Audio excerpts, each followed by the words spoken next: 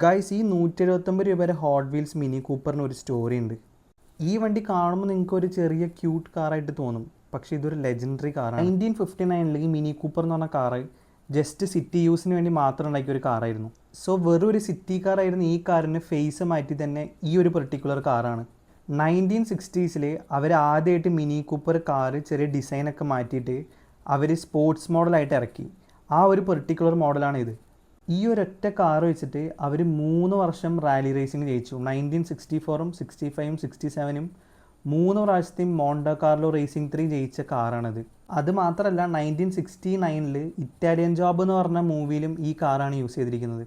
So mini കൂപ്പറിന് totally upgrade ചെയ്ത ഒരു മോഡലാണിത്. So അതുകൊണ്ട് തന്നെയാണ് ഈ കാർ ഒരു ലെജൻഡറി കാറായിട്ട് അറിയപ്പെടുന്നത്.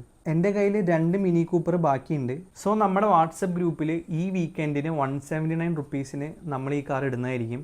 സോ നിങ്ങൾക്ക് വാട്സപ്പ് ഗ്രൂപ്പിൽ ജോയിൻ ചെയ്യാൻ വേണ്ടി ലിങ്ക് ബയോയിൽ ഇപ്പോൾ അവൈലബിൾ ആയിട്ടുണ്ട്.